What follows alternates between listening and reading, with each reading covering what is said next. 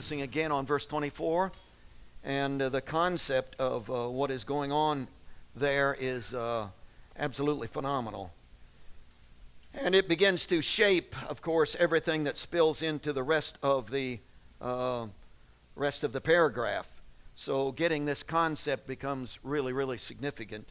So we are going to be we're going to be consistently presenting the concept to you.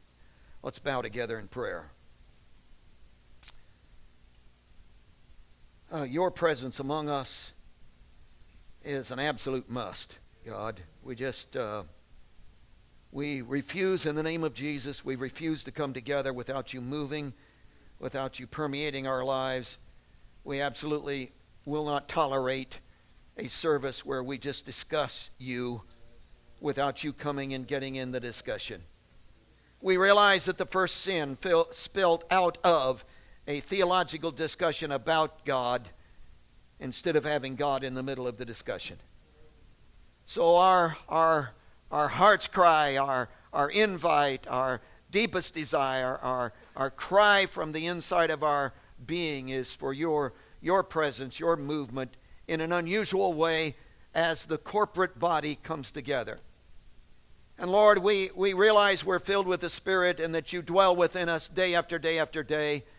But as we come together, we just pray for an unusual happening that will draw all of us to a higher level and experience in you that we may have never had before.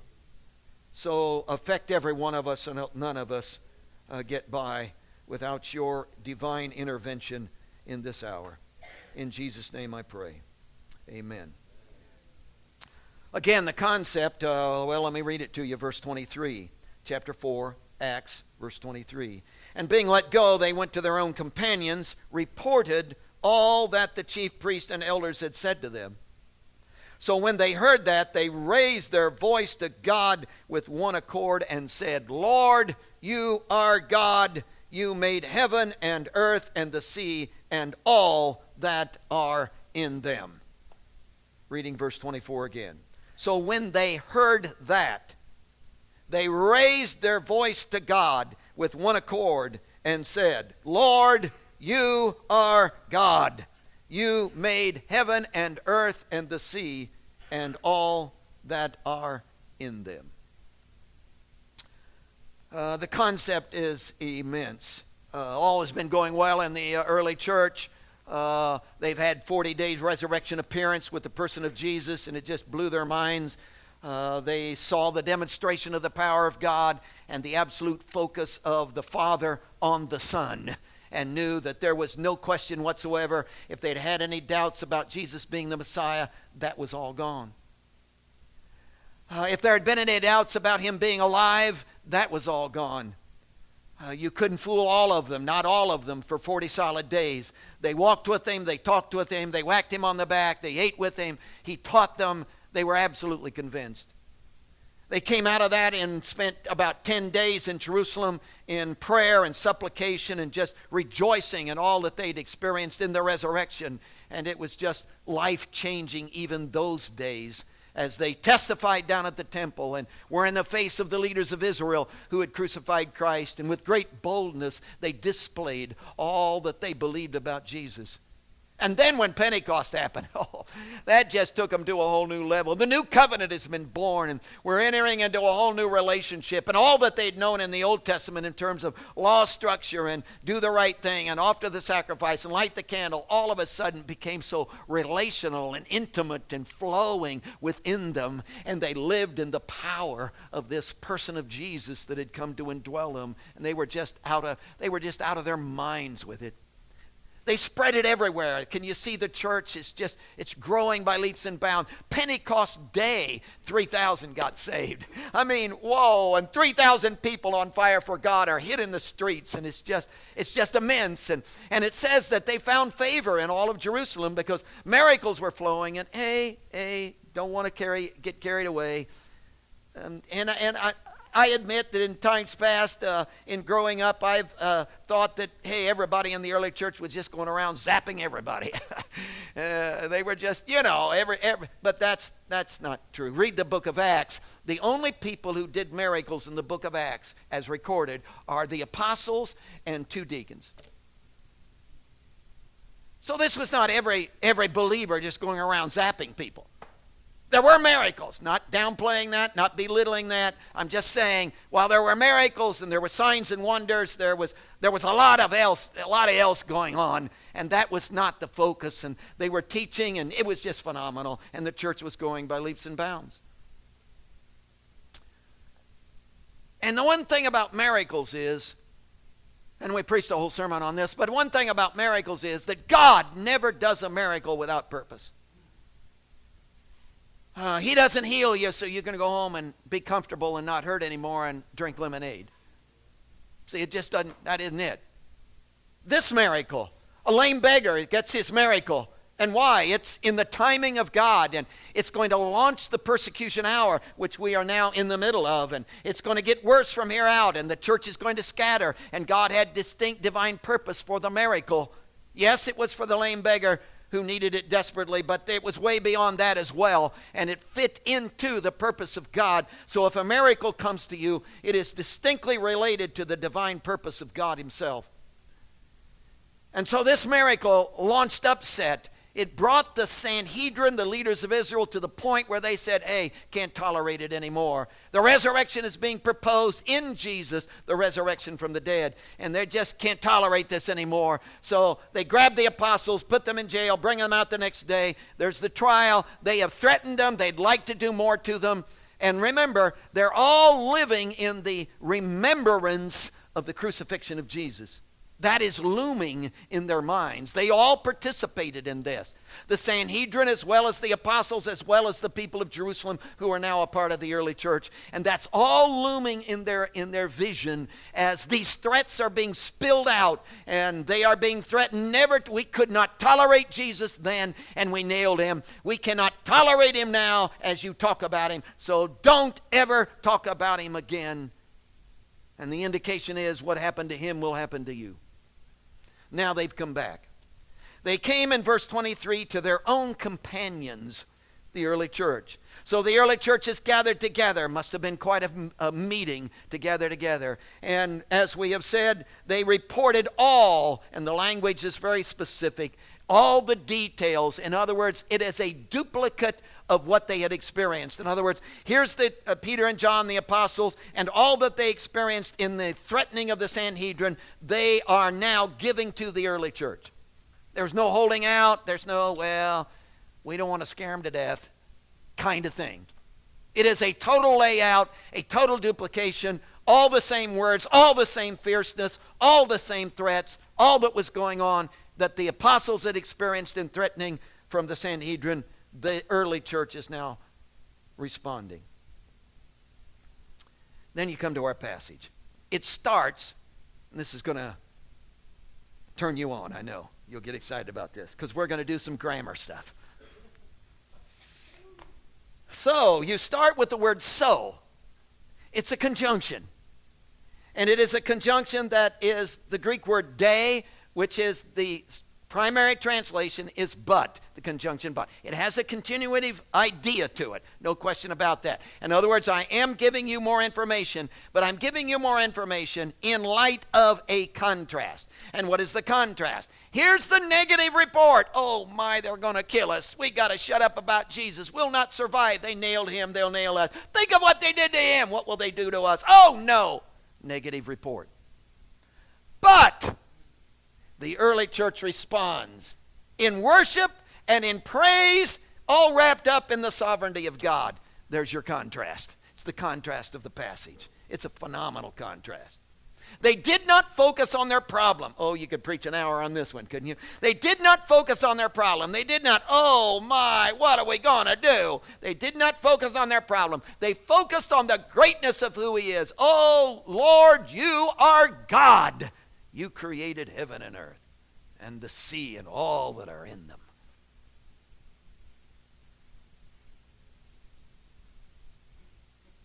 Just let it soak a little. Just get a hold of that. As big as your problem is, it isn't as big as him. Come on. As overwhelming as the situation may be, it is not, whoa, come on. And they praised. Now, the obvious subject of the sentence is they. So when they heard that, they raised their voice to God. So obviously, the subject is they, which refers to the early church. So again, the early churches got together and they heard the whole report. That's who we're talking about. Now, it has two active verbs, two main verbs in it. It says that they raised, which would be one verb, their voice to God with one accord, and said. So you got two main things that are active within the verse. They raised and they said. Now, the word raised is strong. In other words, it's not whispering. It's not, something is going on that it causes hilarity, causes strength within what they're doing. So they yelled. Thank God for yelling. So they yelled. They raised their voice and said. So they did two things. The early church, in response to the report, raised and said. Now there's another verb. It is a participle. Now a participle is a verb that acts like, in this case, an adjective. So this verb that I'm talking about is heard. They heard.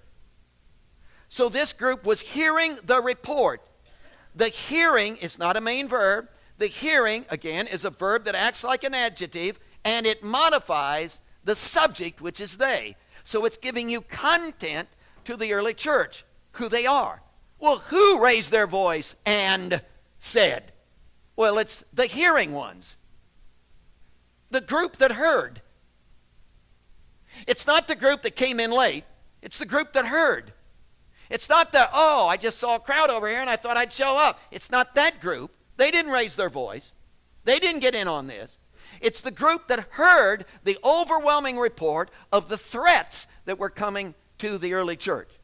And the threat of death, the threat of don't ever talk about Jesus, the group that heard that group raised their voice. So the hearing ones is the they that literally raised their voice and said. Now there is an adverb in the passage. And the adverb is homothemadon, which is translated one accord. It is an adverb which modifies the verbs, obviously. So how did they raise their voice? Homothemadon. They raised it in one accord, which you will remember is the idea of heavy breathing. So it has passion in it. So they raised their voice all together in one accord, in unity. They didn't sing parts. They raised it in one accord. And they said the same thing. So homothemadon not only modifies raised, but it modifies said, but it also modifies heard. So you got three verbs all stating that it's in unity, participating in unity, that they did this. So you got three main ideas. You got oneness in akouo, A-K-O-U-O, which is hearing. We preached on that last Sunday. There is oneness in admiration. They raised their voice. And there is oneness in articulation. They all said the same thing. So you got three main ideas revolving around this oneness thing, this one accord, homothemadon idea. Now you remember that homothemadon is two words put together, homo and themadon. Homo is the idea of same. Themadon is where we get our word for passion. So it's the idea of passion and carries with it the idea of heavy breathing. So when they raised their voice, they didn't just yell.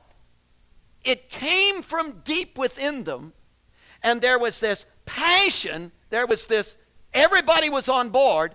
Nobody was sleeping in the service. Nobody was laid back. Everybody was sitting on the edge of their seat. Nobody was lukewarm. Everybody was burning. Everybody was into it. Everybody was, whoa! Everybody was stirred. Everybody was, wow.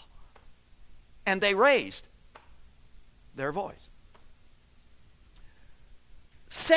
What they said was all contained within this passion itself.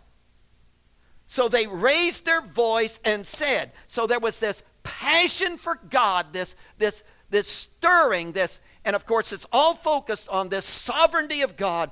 Lord, you are God. You made heaven and earth and the sea and all that are in them, and you are so far above, and they are so stirred with that concept, that reality in their life, that nothing can deter them from that. They literally are on fire in the midst of persecution with that idea.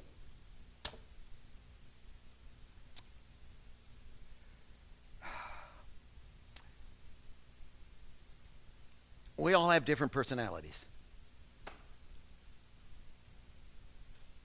Thank God I don't have to be like you.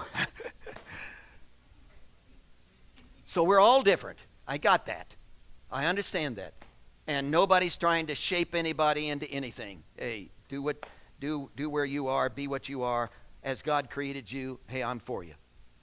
But do you not think that as a believer, I know sometimes you got a headache. I got that. But do you not think as a believer that there ought to be many times a stirring, a feeling? Maybe you don't like that term. An attitude that something ought to take place down inside of you that just causes you to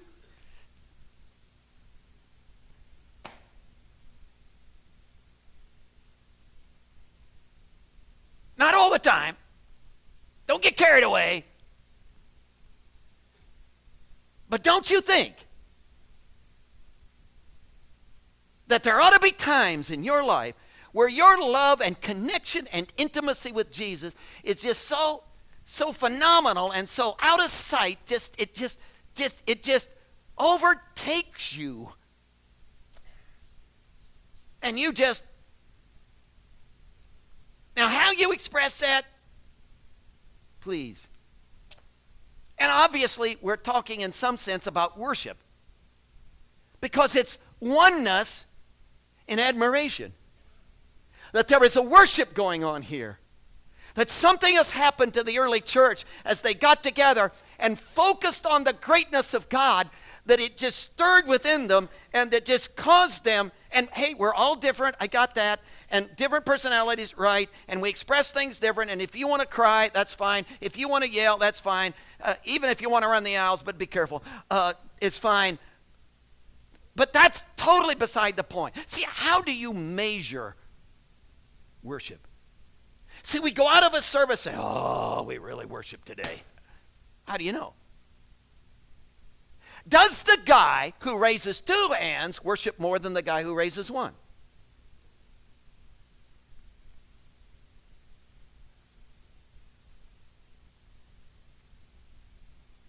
If that's the case, some of you have never worshiped. But see, you can't, can you measure? Is that a measure? Because anybody can. Anybody can. Come on. See, we're not talking about style here. We're not talking, and I know sometimes there's the dark night of the soul, what the old timers call dark night of the soul, where life just comes in and it's like the blessings of God have been removed and you're just grinding it out. There are those times. But folks, that's not the normal. That's not the everyday. That's not the, come on, that's not the. Don't you think in your life there ought to be times when there is this capturing, there is this, and you give some kind of expression to it. Like, or something. Something. Don't you think? Is that fair? I mean, is Christianity always, oh, excuse me.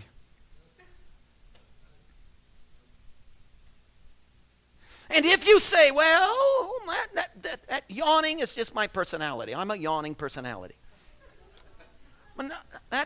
But see, it isn't true, because I've seen you at ball games, and when something exciting, you come right up off your feet. See, I've seen you.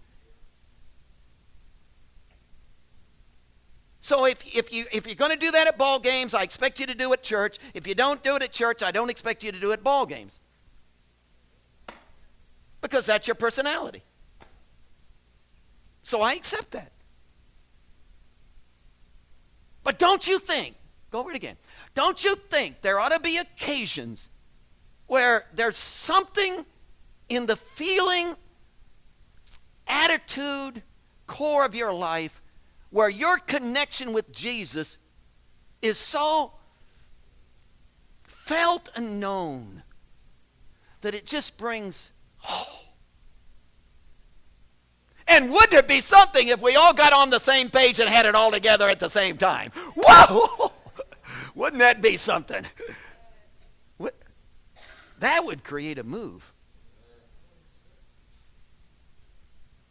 That would create a move. That's our passage. Now, it's interesting that this feeling, attitude, and again, not heavy, we're not talking about emotions, because you can whip that up, so we're not discussing that. We're talking about a genuine inward capturing by who he is. That had some aspects in it that begin to spill out in the passage that we want to discuss together. One of them that then becomes a key part of this whole concept is creation. See, the first thing they bring up is creation. I think that's interesting. Yeah. Verse 24. So when they heard that, they raised their voice to God with one accord and said, Lord, you are God. You made heaven and earth and the sea and all that are in them. And there was this whole idea of creation. I don't know what to do with that. That would be their first expression. And I know that creation is, I don't want to say is a strategic demonstration of the very power and might of God himself. And that when you want to measure how great God is, you measure it by the measuring stick of what we know, which is creation. So we say God is huge. How do you know? Well, look at the hugeness of what he made. But see, that's only by the measuring stick of what he made, which means we haven't really measured him at all, because we're only measuring by what we can see, which is creation. But that alone is enough to stir within you this overwhelming sense of, oh, and this group is not the only group that got a hold of that. I mean, go to the Psalms. Oh, brother, they're everywhere. Listen to this Psalm, Psalms 33, 6-9. Listen to this. By the word of the Lord the heavens were made, and all the host of them by the breath of his mouth. He gathered the waters of the sea together as a heap. He lays up the deep in storehouses. Let all the earth fear the Lord. Let all the inhabitants of the world stand in awe of him. For he spoke, and it was done. He commanded, and it stood fast. Woo! Doesn't that just make you want to come right up off your chair and say, whoa, you are God. You are Lord. Lord, you are God. You made all the heavens and the earth. See that? Well, maybe. And it's just not an Old Testament thing. See, that spills through the whole New Testament writing, the Colossians thing. Paul just gets, he's radical with this stuff. He says in Colossians' favorite passage, for by him, Jesus, by Jesus, all things were created that are in heaven and that are on earth, visible and invisible, whether thrones or dominions or principalities or powers, all things were created through him and for him, and he is before all things, and in him all things consist. That's stirring, isn't it? Oh God, how big you are. How great you are. That's phenomenal. Last night was interesting. Service was over. I was at the door back here, shaking a few hands, and one of the guys, one of the couples that only comes on Saturday night, had gone out the door. He came back and got me. He said, you got to see this. So he dragged me out there, and he pointed to the sky. And there's this moon with the cloud thing, a full moon, and I wanted to go get my wife. And they're this, it was just phenomenal. It was just, whoa, it was just, oh.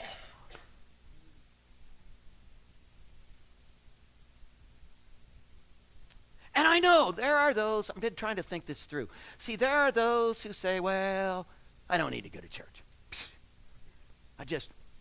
I sense more of God in nature. I just worship in the woods. But see, that's the problem. It's easy to look at the moon and say, whoa. But before I get done, what stirs me in here is not the greatness of the one who made that. It's the beauty of what he made that stirs it.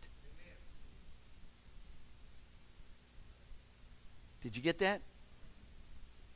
See, I can go out in the woods and, whoa, God, I see God in nature. Oh, look at the little rabbit. Oh, this is all neat. Oh, there's a...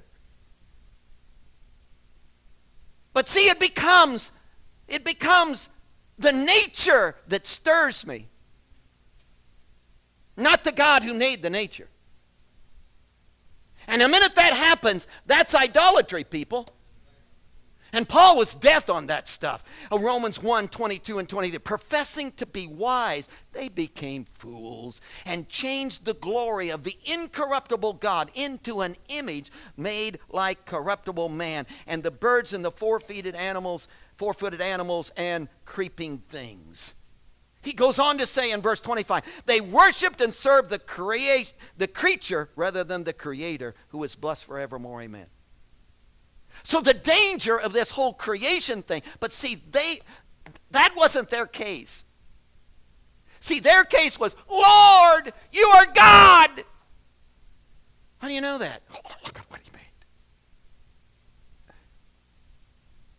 So what we're advocating is not some kind of, we'll put on a production for you.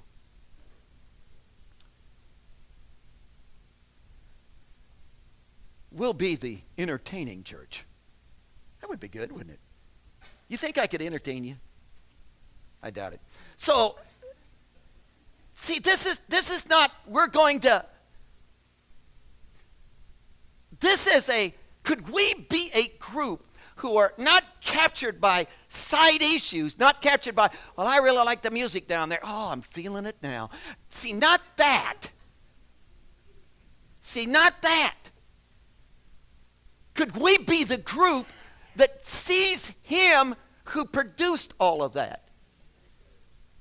Which brings us to the second phase of this thing, which is this not only creation but concentration, which is the second issue in the concept. It says, so when they heard that, they raised their voice to God. See, to is a preposition. It's a directional preposition. In other words, it points, it takes you, it's a moving thing. They are moving from the activity to the person and the embrace. See, that has to happen, folks, in worship. See, there is this stirring within me. Oh yeah, and I like that feeling. And there is this, whoa, I'm feeling it now, kind of thing going on inside of me in the midst of all of this. Whoa, and I want that, especially when you got the negative report over here that's going to nail your life, man. This is going to ruin my life forever. If this happens, do you know, the persecution thing. And yet in the midst of all of that, I need this. Whoa, I need the feeling of yes, and we can, and whoa, and I need that feeling. There isn't any doubt about that. But see, if that feeling doesn't drive me to the embrace of his person, then I've just got the feeling. And then you have to come back next Sunday and get the feeling again. So we got to put on a bigger production than we did last Sunday, so you'll still get the same feeling. And then you got to come back the next Sunday because, whoa, you lost the feeling again, and we got to reproduce that feeling. And after a while, you get numb to the feeling, and the buzz isn't as big, and we got to hype our program up. So I got to yell louder every week. Oh. You see where all that goes? So what they were into was, there was this inward feeling of worship and adoration that brought them into a focus on him and brought them into a relationship with him. That's what we're after. Now, I could spend a lot of time talking about how that affects people who don't worship. And hey, you're intelligent people, so you know all this stuff. See, I'm sitting in a service, man, and this worship thing, this feeling, this attitude, this capturing by his greatness moves me in all that he is. And Lord, you are God and maker of heaven and earth and the sea and all that are in them, and all of that's happening, and that brings me into contact with him, and in a new, deeper way. I'm in intimacy in him. You know what that does to the guy sitting next to me?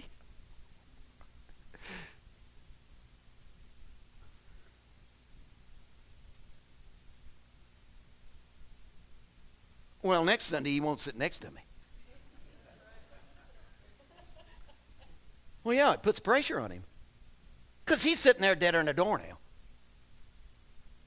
And what's coming out of you in the worship experience, as you get, as the intimacy of God begins to be expressed in your life, that just puts overwhelming pressure on him, in him, and to him. That's why people don't feel comfortable in our services. Because you guys are just putting way too much pressure on them. So back off. Just kidding. You understand that? Because the focus is on him, which is absolutely phenomenal.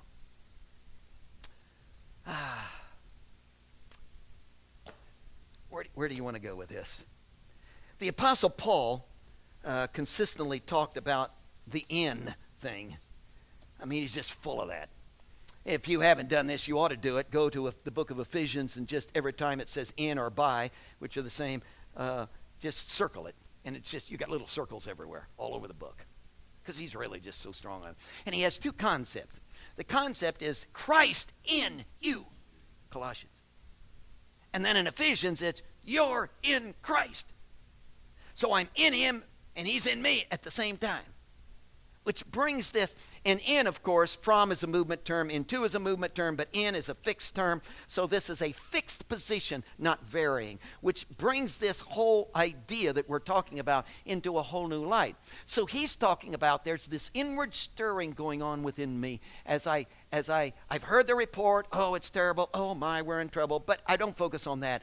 It drives me to focus on the greatness of our God, and as I focus on the greatness of our God, this stirring begins to take place within me, and I the whole nature thing and how big he is and how great he is, but it isn't about nature because I'm not focused on nature. It isn't the beauty of the sunset. It isn't the beat of the music. It isn't the hilarity of our singing. It isn't any of that. It's this, the greatness of who, and it drives me to him. And in driving me to him, there is a concentration going on between me and him, whereby what is he being in me and I'm being in him literally overshadows the circumstance of my life.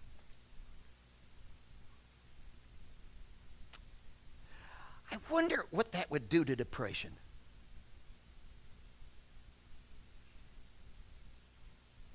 Hopelessness. Defeat.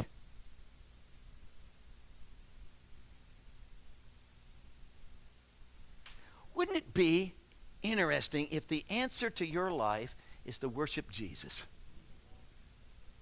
I mean, really worship him. I mean, just to be captured by him. Wouldn't that be? So we're not talking, again, please be clear on this. We're not talking about, oh yeah, there's nature and then you begin to worship nature, not him. We're not talking that. We're not going, I love the worship down there. Yeah, the beat of the music just makes me. We're not talking about that. We're talking about you would worship whether we had drums, whether we didn't, whether we had guitars, whether we didn't. That wouldn't matter. And what you ought to do is you ought to travel the world on the mission field and be forced to worship to all kinds of weird stuff. I mean, Africa, where all we do is clap our hands because we have no instruments, or we have a beat of the drum and that's all we've got, or go to India and they play that, and whoa. And yet find yourself captured by the same God.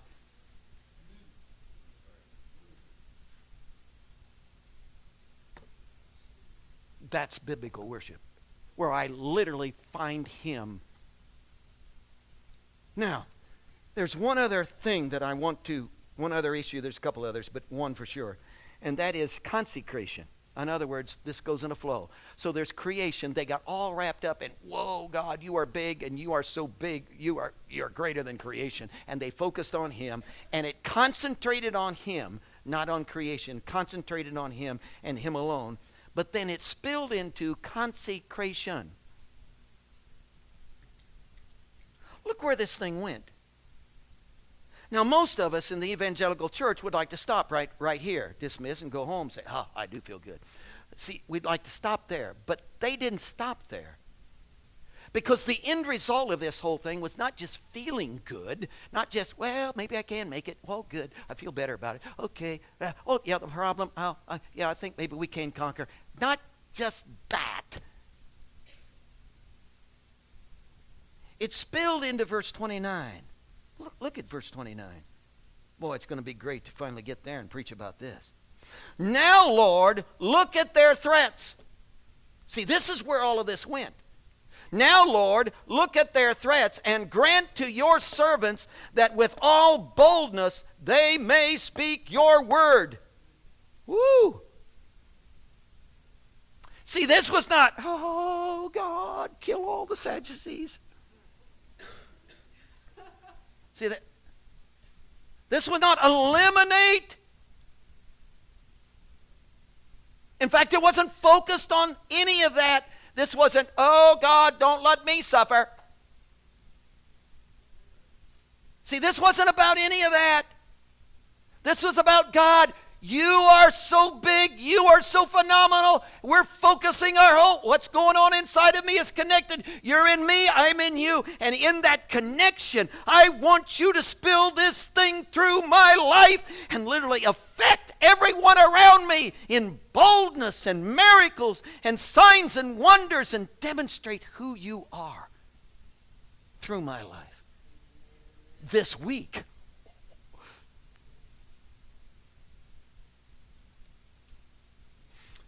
that's worship. Lifestyle worship.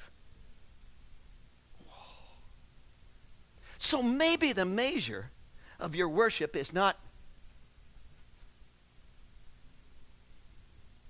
maybe the measurement of your worship is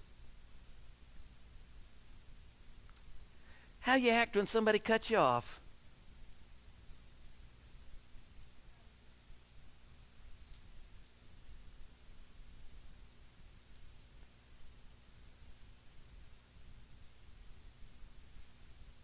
Because if it doesn't get into that, then it's, I'm feeling good. Got to come back next Sunday to get my feeling good. Instead of, oh.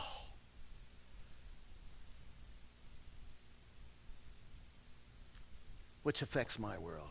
And ladies and gentlemen, I announce to you this morning, I am absolutely sick of entertainment Christianity.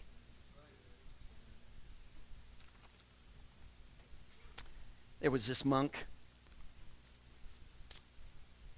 He was doing his time of prayer. And I don't know, it was just became unusual, his time of prayer. It seemed like God just moved in as he was praying, and it just became so real, and the presence was so pressing, and it was just, and it just went on and on and on. And he just prayed and prayed and prayed and dwelt in the presence, and it was just so rich. And in the midst of that, he looked at his watch and realized it was time to feed the poor. He had a duty. But he didn't want to leave the presence. He didn't want to leave the presence. But what should he do? He slipped out, went out and fed the poor. And as soon as he got done, he rushed back to the moment of prayer, to the place of prayer, where the presence was experienced, and found that the presence was greater than when he had left. And in the midst of this greater presence, he said, Lord, I thought because I left, you wouldn't be here. And the Lord said, if you had not have left, I would not have stayed.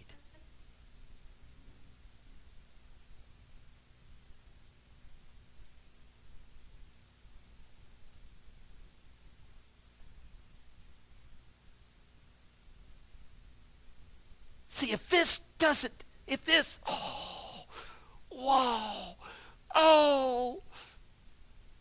connection doesn't spill out in, then come back next Sunday, we'll entertain you. Listen, I'm going to get better jokes.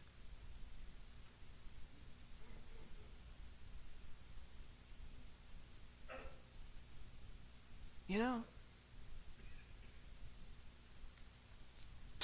Jesus,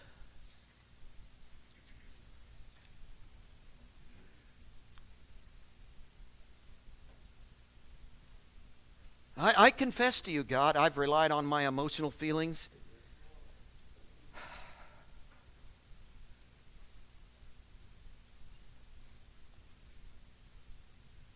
And I like the sense when the corporate body comes together, and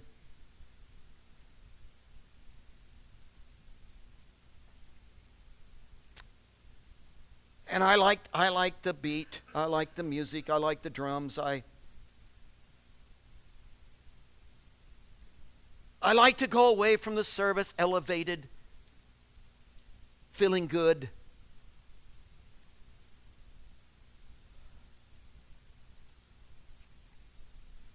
But God, what I really need is to see you. And I know that worship and what we're doing in the worship of stirring within us the wonder of who you are, until our lives become open in a way they would not be open if worship wasn't taking place. And I know that worship elevates the demonic forces in this place and pushes them back and clears the air for clear vision. And I know there are ways that you can only speak to me if that demonic thing is pushed back, and worship and all of this does that, and I'm in on that, God. I want that, but Lord, I don't want to worship nature, and I don't want to worship a moon, and I don't want to just worship the drums, and I don't want to worship a style, and I don't want to worship, well, this is the way, this is traditional, this is something else. God, I don't want to get into that. Jesus, what I want is you. And I want what goes on inside of me to bring me into the essence of who you are and how great you are. And I want it to spill into my life. Oh, Lord, let me speak with boldness. Let what's going on inside of me in worship spill into my world, so that everybody senses and sees and knows the wonder of that adoration that I've been captured with. So give me the lifestyle of worship. That's just turned on with you consistently.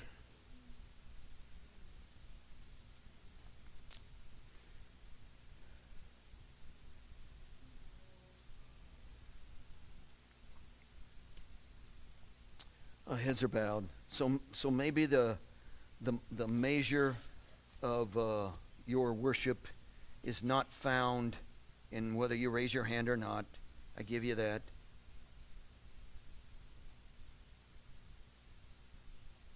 Maybe is the measure of your worship is how much your intimacy with Jesus is affecting the world around you.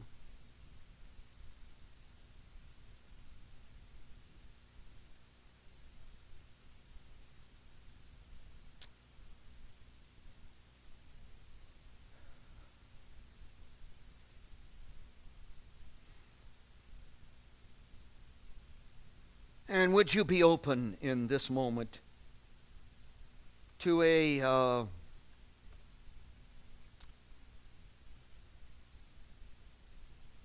capturing of your life by Him, who is so great that if He comes, He captures you.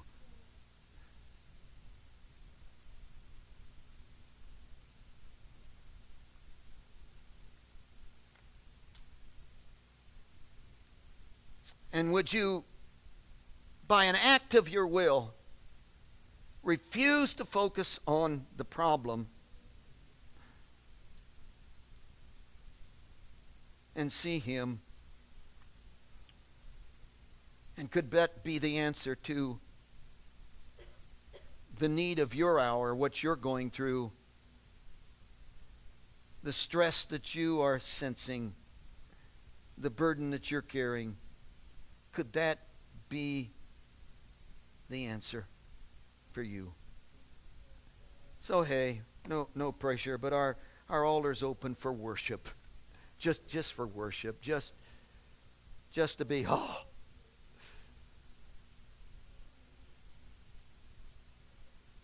just to be captured by who He is.